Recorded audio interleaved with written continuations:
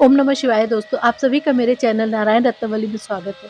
दोस्तों, आज की इस वीडियो में मैं आपको शिव महिमन स्रोत सुनाने जा रही हूँ हिंदी में और इसकी रचना कैसे हुई ये भी बताने जा रही हूँ। दोस्तों, वीडियो को कृपया कर लाइक, शेयर करें और मेरे चैनल को सब्सक्राइब करें।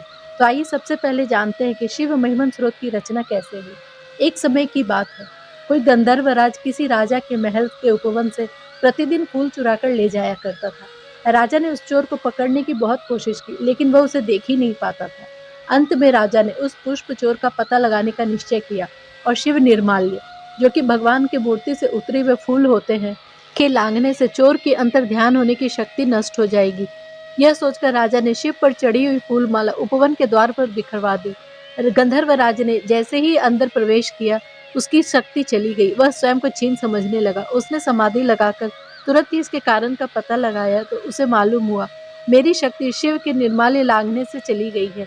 यह जानकर उसने परम दयालु श्री शंकर भगवान की ये वर्णन रूपी महिमा, जिसे महिमन स्रोत कहा गया है, इसका गान किया। इसी स्रोत के बाद शिव निर्माल और शिव स्तुति की विशेष महत्ता का प्रचार हुआ। इसी स्तुति के रचयिता यही गंधर्वराज श्री पुष्पदंत जी महाराज थे। इनकी यही रचना पुष्पदंत विरचित श्री शिव महिमन स्रोत के नाम से प्रसिद्ध हुई। आइए दोस्तों, अब शिव महिमन स्रोत का पाठ करते हैं। पुष्पदंताचार्य शिव की प्रार्थना करने लगे, हे हर, जो तुम्हारी महिमा का वर्णन नहीं कर पाता, उस मनुष्य के द्वारा की हुई प्रार्थना जो तुम्हारे योग्य न होए, तो ब्रह्मा आदि देवता भी तुम्हारी प्रार्थना नहीं कर सकते। इससे सब मनुष्य और देवता अपनी अपनी बुद्धि के अनुसार प्रार्थना कर सकते हैं। इस कारण हे दुखहरण, इस स्रोत से हमारी भी स्तुति का प्रारंभ दोष रहित है। यदि कोई कहे कि महिमा का अंत क्यों नहीं जाना जाता, इसलिए दूसरा श्लोक कहते हैं, हे महेश्वर, आपकी महिमा वाणी मन की प्रवृत्ति से बाहर है। इन दोनों की प्रवृत्ति अर्थात संसार के सब पदार्थों में होती है। अर्थात हे शिव, आपसे अलग की वस्तुओं को कोई नहीं जान सकता। वेद भी संदेह से ही आपका वर्णन करता है। इसी प्रकार वेद का भी सामर्थ्य नहीं है कि वह प्रत्यक्ष करा दे। हे ब्राह्मण, देवताओं के गुरु बृहस्पति की भी प्रार्थना क्या तुमको कुछ विस्मय करा सकती है? क्योंकि यह अमृत के तुल्य मधुर और अलंकार सहित सभी वाणियों के कर्ता हैं। यदि उनकी यह रीति है तो मेरी क्या प्रभुता। हे त्रिपुर दहन, मैं तो केवल पवित्र हो जाऊं, इससे ही तुम्हारे गुणों का स्मरण किया है। हे वरद, तीनों वेदों के सार रूप जगत की उत्पत्ति, रक्षा और प्रलय का कारण जो आपका ऐश्वर्य है, वह सत्वगुण, रजोगुण, तमोगुण, यह तीनों इस शरीर में वर्तमान है। अर्थात ब्रह्मा, विष्णु, शिव, ये तुम्हारे ही सामर्थ्य से उत्पत्ति, स्थिति और लय करते हैं। हे भगवान, इस संसार में कुछ मूर्ख तुम्हारे ऐश्वर्य में भी सामर्थ्य संभव नहीं है, ऐसा कहते हैं, जिसको पापी मंगलकारी समझते हैं। कुछ महामूर्ख संसार के अज्ञान निमित्त यह कुतर्क करते हैं कि यह ब्रह्मा किस इच्छा से, किस शरीर से, किस उपाय से और किस कारण से तीनों लोकों को उत्पन्न करता है, क्योंकि तुम्हारे ऐश्वर्य में संसार उत्पन्न करने की कोई सामग्री दुर्लभ नहीं है। हे भगवत, भू आदि से जो 7 लोक है, वो सावयव है। इसकी उत्पत्ति क्या किसी से नहीं है? जो अवयव सहित है, वे उत्पत्ति सहित है। बिना ईश्वर की कृपा से संसार की रचना संभव हो ही नहीं सकती। यदि बिना ईश्वर के संसार की उत्पत्ति है, तो उत्पत्ति में क्या सामग्री आवश्यक है? जिस प्रकार मूर्ख मीमांसक ईश्वर के होने में संदेह करते हैं, अर्थात आपके होने में कुछ संदेह नहीं है। हे भगवान, तीनों वेद, सांख्य शास्त्र, योग शास्त्र, शैव मत और वैष्णव मत, इन पांचों के अलग अलग मार्ग हैं। अपनी अपनी इच्छा के अनुसार इन मार्गों पर चलने वाले मनुष्य को फल में पहुंचाने योग्य एक तुम ही हो।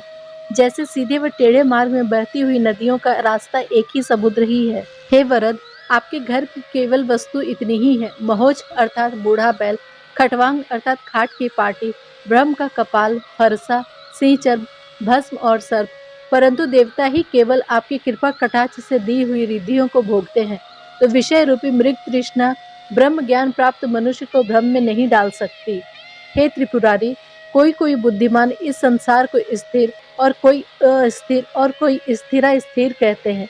इस संसार के स्थिर और अस्थिर और स्थिरा स्थिर होने में प्रमाण न मिलने से बड़े भ्रम में पड़कर मैं तुम्हारी बराबर स्तुति करता हुआ लज्जित होता हूँ, फिर भी मेरी बकवास ढिठाई कर रही है। हे गिरीश, आपके ऐश्वर्य का अंत देखने को बड़े यत्न से विष्णु तो पाताल और ब्रह्मा आकाश को गए, तो भी आपके स्वरूप को प्राप्त नहीं कर सकते। उसके बाद बैठकर भक्ति और श्रद्धा से जब आपकी स्तुति करने लगे तो आप प्रत्यक्ष हुए। क्या आपकी सेवा निष्फल होती है? नहीं, सर्वदा सफल ही होती है। हे त्रिपुरासुर के मारने वाले शिव, रावण ने अपने शिर रूपी कमलों की माला रचकर आपके चरणों का पूजन किया। इस दृढ़ भक्ति के प्रताप से ही तीनों लोकों को बिना परिश्रम से धारण किया। हे भगवान, जिस रावण ने आपकी सेवा से बड़ा बलवान भुजाओं का समूह प्राप्त कर आपके निवास स्थान कैलाश को भी उठा लिया, फिर जब आपके स्वाभाविक पांव के अंगूठे से पर्वत को दबाया, तब रावण को पाताल में भी स्थिर रहना मुश्किल हो गया। मूर्ख मनुष्य बड़प्पन पाकर अभिमान को प्राप्त होते हैं। हे वर देने वाले, आपके चरणों के प्रताप से त्रिभुवन को वशीभूत करके परम उच्च इंद्र पद को भी बानासुर ने छोड़ दिया, तो कोई आश्चर्य नहीं, क्योंकि आपके सामने जो सिर झुकाता है वह सब प्रकार से वृद्धि के अधिकारी ही होते हैं। हे त्रिलोचन, जिस समय समुद्र मंथन से हलाहल विष निकला, उस समय देवता और राक्षसों को भय हुआ कि कहीं असमय में ही संसार का नाश न हो जाए। तब कृपा कर उनकी रक्षा के लिए जो आपने काल के समान विष को पान किया, वह विष भी आपके कंठ की अत्यंत शोभा दे रहा है। संसार के भय को दूर करने वालों का विकार भी अच्छा लगता है। हे ईश, जिस कामदेव के बाण ऐसे प्रबल हैं कि देवता राक्षस मनुष्यों से व्याप्त इस संसार में बिना अपना कार्य सिद्ध किए कभी खाली नहीं होते, ऐसे कामदेव हे शिव, आपको भी और देवताओं के तुल्य साधारण से देखने से उसका नाम मात्र ही रह गया, अर्थात नेत्राग्नि से उसका शरीर भस्म हो गया। अतः जितेंद्रियों का अपमान करना लाभदायक नहीं होता है। हे भगवान, आप तो पृथ्वी की रक्षा के लिए नृत्य करते रहते हैं। आपके नृत्य करने के समय पैर की धमक से पृथ्वी भी संदेह करती है कि मैं टूटी जाती हूँ या पाताल में धंसी जाती हूँ। जिस प्रकार भुजाओं के घूमने से विष्णु के स्थान के तारागण टुकड़े टुकड़े हो जाते हैं, उसी प्रकार लंबी लंबी जटा को बार बार झटकारने से देवलोक मार खाकर कठिनता से थमा रहता है। हे शिव, आपकी प्रभुता बड़ी ही विचित्र है। हे शिव, तारागणों से चमकता हुआ आकाश गंगा का जल समूह जो आकाश पर्यंत व्याप्त हो रहा है, सो आपके सिर पर सूक्ष्म जल कणों के समान दिखता है, परंतु आपने उतने ही जल से समुद्र की तरह इस महाद्वीपाकार संसार को चारों ओर से घेर लिया है। सो हे भगवान, आपके दिव्य शरीर का महत्व विस्तार इसी दृष्टांत से अनुमान्य योग्य है। हे शिव, त्रिन तुल्य त्रिपुरा शिव को जलने के लिए आपने इतना आडंबर अर्थात पृथ्वी का रस, सारथी ब्रह्मा जी, हिमालय पर्वत का धनुष, रथ के पहिए, चंद्रमा और सूर्य, श्री विष्णु रूपी बाण रचा है, तो क्या त्रिपुरा स्वरूपी त्रिन तोड़ने को ही इतने कठिन साधन आपने किए, जबकि संसार का संहार क्षण मात्र में ही कर सकते थे। समर्थ लोग अपने अधीनों के साथ खेलने से पराधीन नहीं माने जाते हैं। हे त्रिपुरांतक, श्री विष्णु जी सहस्त्र कमल लेकर आपके चरणों का पूजन करते समय एक कमल कम रहा देखकर दृढ़ भक्ति से उन्होंने अपना नेत्र निकालकर कमल की जगह देकर पूजा पूर्ण किया। श्री विष्णु जी की यह दृढ़ भक्ति सुदर्शन चक्र का रूप होकर तीनों लोकों में रक्षा कर रही है। हे भगवान, आपको ही यज्ञ का फल देने वाला जानकर और देवताओं में दृढ़ विश्वास कर मनुष्य कटिबद्ध होकर कर्मों को ही करते रहते हैं, क्योंकि जब कार्य समाप्त होता है तो आप ही विद्यमान रहते हैं। यदि कहो कि नष्ट कर्म ही फल देता है, तो निश्चय है कि चैतन्य पुरुष को उपासना के बिना नष्ट कर्म भी फल देने वाले नहीं होते हैं, अर्थात कर्म मात्र के पाता सिर्फ आप ही हो।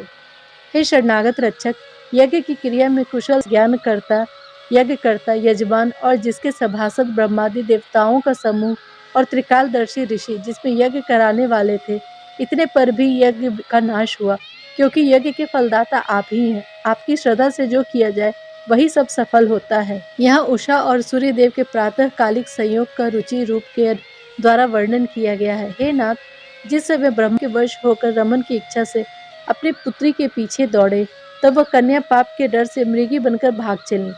इस समय ब्रह्मा ने मृग का रूप धारण कर उसका पीछा किया। उस समय आपने ऐसी अनीति देखकर मृग पर धनुष हाथ में लेकर शिकार का उत्साह किया, तो ब्रह्मा स्वर्ग तक भागे, पर आपके धनुष ने उनका पीछा नहीं छोड़ा। आपका धनुष बाण अन्यायियों का पीछा कभी नहीं छोड़ता है। हे भगवान, आपने धनुषधारी कामदेव को शीघ्र ही भस्म किया, उसका आधा शरीर पैदा कर अपने शरीर में धारण किया। यह लीला देखकर निज स्वारूपाभिमानी पार्वती जी आपको स्त्री पर आसक्त समझती हैं, क्योंकि कामदेव को भस्म किया और फिर उत्पन्न कर अपने शरीर में धारण किया। परंतु हे भगवान, आप में यह दोष लगाने यथार्थ में सत्य नहीं है, क्योंकि युवती स्त्री अर्धांगिनी होती है, उनके कहने से क्या लगता है। हे मदन दहन, जिनको देखने या सुनने से ग्लानि तथा भय होता है, जैसा कि शमशान में भूत पिशाच आदि, आभूषण चिता का भस्म जो शरीर में लगा हुआ है, मनुष्यों की खोपड़ियों की माला पहने हुए, ये सब अमंगल पदार्थ है, तो भी हे शिव वरद, आप स्मरण करने मात्र से सर्वदा मंगल ही करते हैं। हे भगवान, योगी जनों द्वारा प्राणायाम करके और आत्मा को हृदय के बीच में ठहराकर, जिसका वर्णन नहीं किया जा सकता है, ऐसे तत्व को देखकर आनंद प्राप्त करते हैं, जिससे उनके रोएं खड़े हो जाते हैं और नेत्र तृप्त हो जाते हैं, मानो अमृतमय तालाब में स्नान कर रहे हों। वह अनिर्वचनीय तत्व आपका ही स्वरूप है। हे शंकर, सूर्य, चंद्रमा, पवन, अग्नि, जल, आकाश, पृथ्वी और आत्मा आदि सभी पदार्थ स्वरूप आप ही हैं। आपको जानने वाले आपके विषय में बहुत ही वर्णन कर सकते हैं, आगे उनकी बुद्धि नहीं चल सकती, अर्थात ऐसा कोई पदार्थ हम देख नहीं सकते जिसमें आप व्यापक न हो। हे शरण देने वाले, आप सब में व्यापक होकर अर्थात ओंकार से ऋग, यजु, साम तीनों वेद, जागृत, सुषुप्ति तीनों अवस्था, स्वर्ग, मृत्यु और पाताल तीनों लोक, ब्रह्मा, विष्णु, रुद्र तीनों देवता, इनको धारण करते हुए आपका चौथा पवित्र धाम है, जिसको तुरीय कहते हैं। उस चैतन्य स्वरूप को भी स्मरण करता हुआ हे भगवान, समस्त रूप में व्यस्त आपकी ऐसी स्तुति किया करता हूँ। हे देवाधिदेव, भव, शर्व, रुद्र, पशुपति, उग्र, महादेव, सब में महान, विशिष्ट, भीम, ईशान के लिए सभी नमस्कार करते हैं। हे कामदेव नाशक, आप समीप रहने वाले हो, दूर रहने वाले भी हो, सूक्ष्म से सूक्ष्म और बड़े से बड़े रूप को धारण करते हो। सब रीति से हे शिव, आपको नमस्कार है। संसार की उत्पत्ति के समय आपने रजोगुण सहित जो भव रूप धारण किया और सृष्टि के पालन करने को सत्व गुण सहित सत्य रूप और प्रलय के समय तमोगुण सहित हर रूप धारण किया, मोक्ष के समय तीनों गुणों से रहित अर्थात निर्गुण शिव शांत रूप धारण किया। हे भगवान, आपके स्वयं प्रकाश अनेक शिव स्वरूपों को नमस्कार है। हे वर देने वाले, आपकी महिमा का तो अंत नहीं है, पर मेरा चित्त राग, द्वेष और कलेश आदि के वश होकर परिणाम में दुर्बल है। इसी प्रकार जब मैं गुणों के वर्णन से भयभीत हुआ, तब मेरी भक्ति ने उत्साह देकर वाणी रूपी फूल की माला आपके चरणों में पहना दी, अर्थात मेरी सामर्थ्य कहाँ जो आपके गुणों का वर्णन कर सकूं। यह मेरी भक्ति ने थोड़ा सा वर्णन कराया है। हे भगवान, यदि स्वयं सरस्वती जी भी नील पर्वत के समान काजल स्याही समुद्र रूपी पात्र में डालकर कल्प वृक्ष रूपी लेखनी से आपके गुणों को लिखें, तो भी पार नहीं पा सकती हैं, क्योंकि आपके गुण अनंत है और हमारी तो समर्थ ही क्या जो आपके गुणों का हम वर्णन कर सकें। सकल गुणों में श्रेष्ठ पुष्पदंताचार्य जी ने यह सुंदर स्रोत देवताओं, राक्षसों और मुनियों से पूजित और चंद्रमा जिनके मस्तक पर शोभायमान है, प्रसिद्ध मनोहर छंदों में की है। जो मनुष्य श्री शिव जी के सुंदर स्रोत को प्रतिदिन शुद्ध चित्त से पढ़ेगा, वह शिवलोक में इंद्र के समान गिना जाएगा और संसार में धन, आयु, संतान और अच्छी कीर्ति पाएगा। संपूर्ण देवताओं में शिव जी के बराबर कोई दूसरा देवता नहीं है। शिव की स्तुति करने से किसी दूसरे देवता की स्तुति करने की आवश्यकता नहीं होती। पुष्पदंताचार्य जी, जो पहले जन्म में कुसुम दशन नामक गंधर्व थे, उन्होंने किसी समय एकांत में शिवजी और पार्वती जी की आनंद की बातें छुपकर सुनने लगे। शिव जी ने यह देखते ही उन्हें यह श्राप दिया कि जाओ, तुम मनुष्य लोक में जन्म लो। तब उन्होंने यहाँ जन्म लेकर परम दिव्य इस महिमन स्रोत से शिव जी को अत्यंत प्रसन्न किया और मनोवांछित फल प्राप्त किया। पुष्पदंताचार्य जी का बनाया हुआ यह सुंदर महिमन स्रोत है। यह देवता और मुनियों से पूजित तथा स्वर्ग और मोक्ष को प्राप्त कराने वाला है। ऐसे स्रोत को जो मनुष्य एकाग्रचित्त होकर हाथ जोड़कर पढ़ता है, वह शिव जी के समीप चला जाता है। उसकी स्तुति किन्नर आदि करते हैं। गंधर्व अर्थात पुष्पदंताचार्य जी का यह कहा हुआ पुण्यकारी यह महिमन स्रोत संपूर्ण हुआ। इसके बराबर कोई दूसरा स्रोत नहीं है। इसमें भगवान शंकर का ही वर्णन है। यह स्रोत रूपी पूजा श्री महादेव जी के चरण कमल पर मैंने चढ़ाई है। इस स्रोत से श्री शाम सदाशिव शंकर मुझ पर प्रसन्न हुए। हे महेश्वर, हम आपका तत्व नहीं जानते, आपकी महिमा को भी नहीं जाना जा सकता। आप जैसे भी हैं, जहाँ भी हैं, मैं आपको प्रणाम करता हूँ। जो मनुष्य इस महिमन स्रोत को 1 बार, 2 बार या 3 बार नित्य पढ़ेगा, वह संसार के सभी पापों से छूटकर शिवलोक को प्राप्त होगा। श्री पुष्पदंताचार्य जी के मुख से कहा हुआ यह जो शिव प्रिय पापनाशक महिमन स्रोत है, ध्यान लगाकर इसका पाठ कर याद करने से भूतपति श्री महादेव जी अत्यंत प्रसन्न होते हैं। आइए दोस्तों, मिलकर ओम नमः शिवाय मंत्र का 11 बार जाप करते हैं।